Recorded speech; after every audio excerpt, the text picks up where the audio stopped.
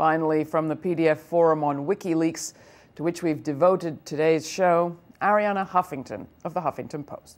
Craig Newmark has said that trust is the new black.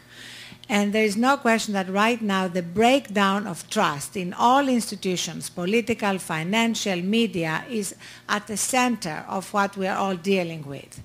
And the fact that right now we do not trust in our financial institutions, for example. It's interesting that some of the new revelations in the future may be about Bank of America, because this has had huge consequences in the lives of millions of people. This is not a theoretical argument.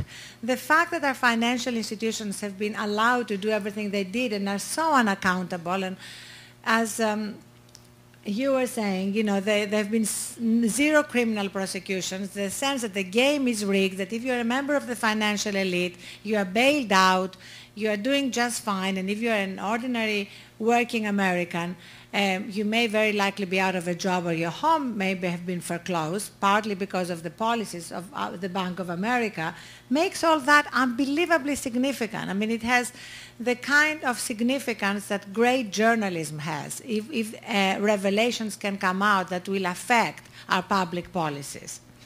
So that also is connected with what Jay Rosen was talking about in terms of the watchdog press.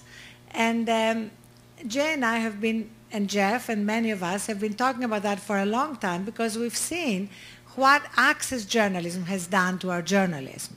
And we're seeing it again now. The fact that we had the invasion of Iraq and the financial meltdown with so few great journalism to do a kind of biopsy about these events rather than autopsy shows how incredibly significant these leaks are in that context. And, you know, as Simon Jenkins said in The Guardian, the first day that The Guardian wrote about the latest cables, it is not the job of the media to protect power from embarrassment. I'm sorry, it's not.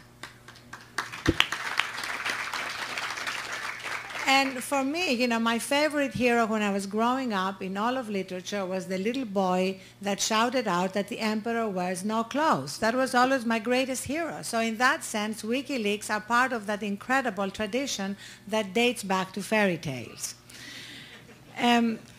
My second point is over this debate of secrecy versus transparency. I really love what was said in the earlier session about there is a difference between secrecy and privacy. That's a very legitimate difference. And there will always have to be things that are private, whether it's in our private lives or in our political lives. But the problem here is that, and here I'm quoting Andrew, that this is not the issue of government legitimately withholding information. This is the issue of government outright lying to us. When, for example, the same week that the latest cables came out, the president went to Afghanistan and told us that we are winning there. He was lying. Everybody knows he was lying. Why can't we just say so?